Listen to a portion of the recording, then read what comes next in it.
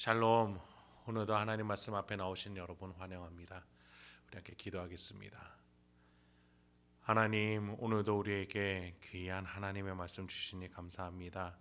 이 시간을 통해서 우리의 심령이 힘을 얻고 소망을 얻을 수 있게 주여 역사하여 주시옵소서. 주님, 우리가 세상이 줄 수 없는 하나님이 주실 수 있는 그 힘과 소망, 기쁨을 누리기 소망합니다. 오늘 이 시간 말씀 가운데에 우리의 믿음을 일으키시고 우리의 영혼이 일어날 수 있도록 주여 도와주시옵소서. 예수님의 이름으로 기도했습니다. 아멘. 오늘 함께 살펴볼 말씀은 여호수아서 6장 1절에서 7절입니다. 여호수아서 6장 1절에서 7절까지 함께 살펴보도록 하겠습니다. 이제 6장을 통해서 드디어 이스라엘 백성들이 여리고로 나아가게 되는 것을 보게 됩니다. 요단강을 건넌 후에 여리고로 가지 않고 유월절 예식을, 또 할례를, 그리고 여호와 군대 장관과의 만나 등 많은 하나님이 대신 싸우실 것이라는 것에 대한 약속, 그것을 확신하는 과정들을 거쳐왔던 이스라엘이었습니다. 그렇습니다. 하나님의 신자들은 믿음으로 싸우는 것입니다.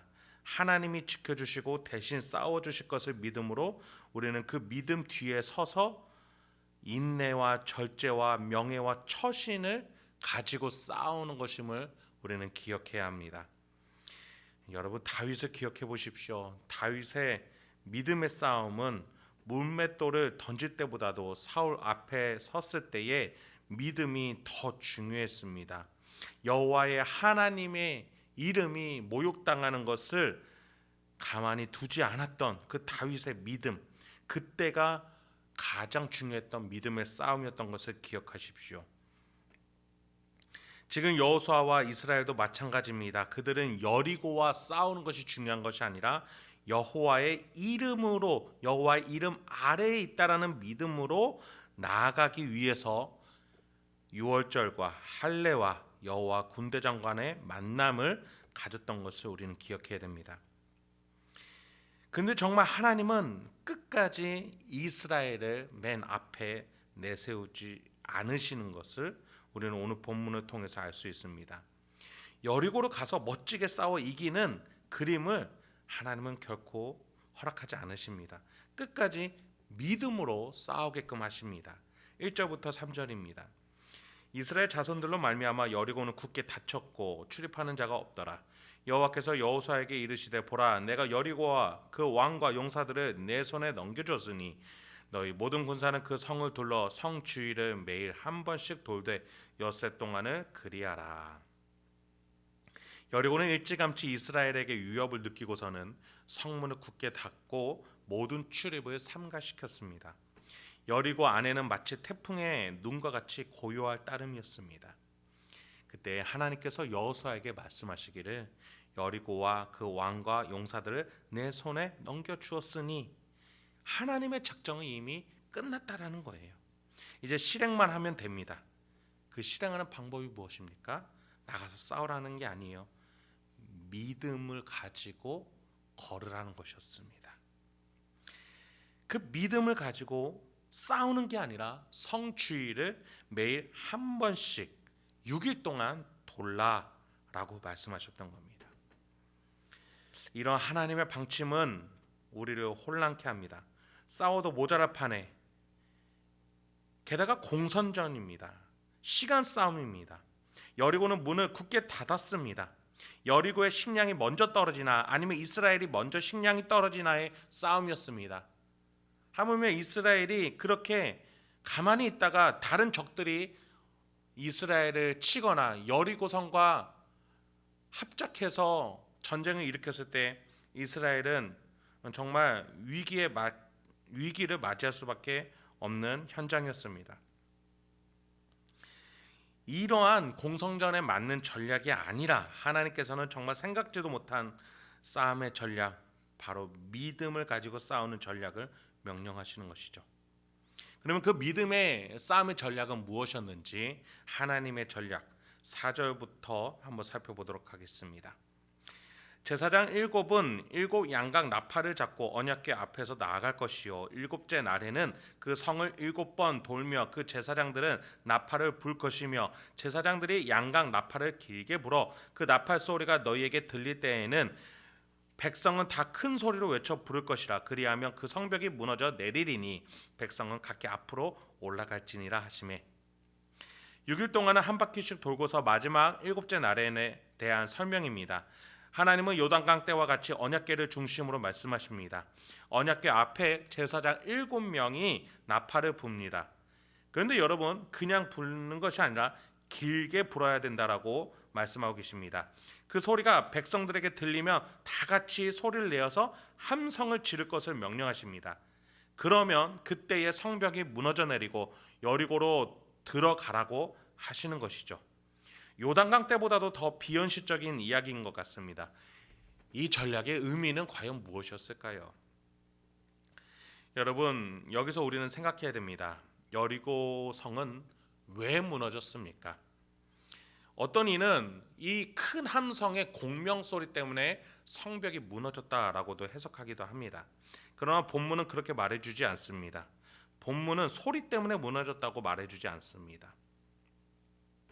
지금 우리에게 주어진 힌트는 첫 번째는 성벽을 도는 것, 그리고 두 번째는 나팔을 부는 것이었습니다. 특히 5절에서 나팔을 어떻게 부르라고 합니까? 길게 불어라고 되어 있습니다. 출애굽기 19장 12절 13절에도 동일한 표현이 나옵니다. 제가 읽어드리겠습니다. 너는 산 사방에 경계선을 정하고 그들에게 산에 오르거나 경계선에 가까이 가지 않도록 조심하라고 경고하라. 누구든지 산에 발을 들여놓는 자는 죽임을 당할 것이다. 손 하나 대지 않아도 그런 자는 돌이나 화살에 맞아 죽을 것이니 짐승이든 사람이든 살아남지 못할 것이다. 그러나 나팔을 길게 불면 백성들은 산 기슭에 모여야 한다. 이것은 신의 산에 하나님이 임재하고 계시니 어떠한 사람이든 짐승이든 가까이 오지 못하게 경계선을 치라는 하나님의 명령이었습니다. 그런데 일시적으로 백성들이 다가올 수 있는 때가 있다라고 말씀하십니다. 그때는 나팔을 길게 부는 때다라고 말씀해 주시는 것이죠. 그리고 이러한 규정은요, 민수기 10장에서도 나타납니다. 10장 3절에 나팔 둘을 길게 불면 모든 백성이 성막 입구 내 앞에 모이게 하고. 민수기 10장은 나팔 규정이라고 말할 만큼 나팔을 짧게 부를 때, 또 두 개 나팔을 함께 불 때, 또 나팔을 길게 불 때 각각 신호에 맞춰 백성들이 어떻게 움직여야 되는지에 대한 규정이 나와 있습니다. 그런데 길게 불 때는 어떻게 하라는 겁니까? 성막 앞에 모여라. 그러니까 성막, 하나님이 계신 곳 입구 앞에 백성들이 모이게 하라라고 말씀하시는 것이죠. 신의 산 하나님의 임재가 있는 곳, 성막 하나님의 임재가 있는 곳, 그곳에 백성들이 나올 수 있을 때는 나팔을 길게 불 때였습니다. 그렇다면 지금 여리고성에 하나님이 나팔을 길게 불게 하시는 것은 무엇을 의미하시는 겁니까? 하나님이 여리고성에 임재하시겠다는 겁니다. 여러분, 하나님이 이 여리고성에 임재할 나팔을 길게 불 그때에 여리고성은 무너지는 것이죠. 하나님이 직접 싸우시겠다라는 겁니다. 6월절에서나 할례에서나 여리고 군대 장관을 통해서나 계속해서 말씀하셨던 것이 무엇입니까? 내가 대신하여 싸울 것이다. 너희는 이 믿음 뒤에 따라오거라. 그것을 직접 성취하고자 하시는 겁니다. 이스라엘 백성이 성 주위를 도는 것이나 나팔을 길게 부는 것이나 그것만의 의미는 없습니다. 그 모든 것들은 하나님이 나타나실 것을 예비하는, 어떻게 보면은 의장대 역할이다. 어떤 교수님은 이렇게 표현하시더라고요. 진짜 왕이 나타날, 대통령이 나타날, 권세자가 나타날 이에 앞에 의장대 역할을 하는 것이 이스라엘의 백성들의 이 행렬의 의미였습니다. 여러분, 우리도 마찬가지입니다. 우리는 예수 그리스도의 이름으로 기도하는 것입니다. 우리가 여리고성을 도는 것이나 나팔을 부는 것은 직접적인 힘은 없습니다. 우리의 기도도 그러합니다. 우리의 기도는 중언부언일 수도 있습니다. 어찌 보면 세상이 볼 때는 아무런 힘이 없는 혼잣말일 수 있습니다. 그런데 우리가 거기에 믿음이 들어갔을 때에, 예수 이름으로 믿음으로 기도했을 때 하나님의 임재가 있는 기도로 바뀌어지게 된다는 것이죠. 혼잣말이 믿음과 함께 했을 때 하나님이 들으시고 하나님이 사용하시고 하나님이 임재하시는 기도로 바뀌어진다는 그 사실. 오늘 우리는 여리고성 이때에 하나님이 하시는 역사를 바라보며 우리의 기도에 대입할 수 있다는 겁니다. 그것이 바로 신자가 믿음의 싸움을 싸우는 방법입니다. 6절 7절로 이어집니다. 눈의 아들 여호수아가 제사장들을 불러 그들에게 이르되 너희는 언약궤를 메고 제사장 7은 양각 나팔 7을 잡고 여호와의 궤 앞에서 나아가라 하고 또 백성에게 이르되 나아가서 그 성을 돌되 무장한 자들이 여호와의 궤 앞에서 나아갈지니라 하고, 여호수아는 하나님이 말씀하신 그대로를 이제 전달합니다. 언약궤를 중심으로 제사장들은 칼과 창이 아니라 나팔을 잡고 나아갑니다. 그렇습니다. 우리의 믿음의 싸움의 무기는 혈과 육을 대한 싸움을 위한 칼과 창이 아닙니다. 돈이나 힘으로 싸우는 것이 아닙니다.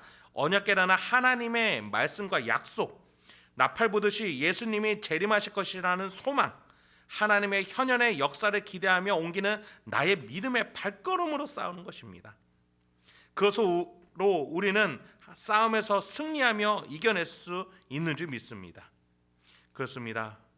여러분, 우리의 기도, 우리의 믿음, 우리가 약속을 향하여 걸어 나가는 소망의 발걸음, 그거 하나하나를 하나님은 사용하시고 우리 인생 가운데 임재하셔서 우리를 성전으로 삼으셔서 함께 해주셔서 우리를 위하여 대신 싸워주시고 우리가 인생으로 나아가 복음을 전하고 빛과 소금의 역할을 감당하며 천국을 만들어내는 인생을 살 수 있도록 하나님은 오늘도 인도해 주신 줄 믿습니다.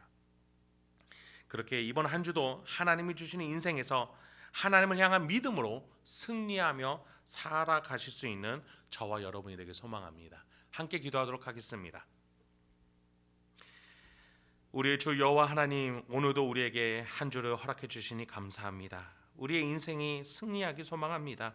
사단마귀 권세에게 무너지지 않기 소망합니다. 오히려 여리고를 향해 심판자로 나아간 이스라엘처럼 세상을 향하여 빛과 소금이라는 대체 불가한 존재로서 승리를 쟁취하는 우리가 되길 소망합니다.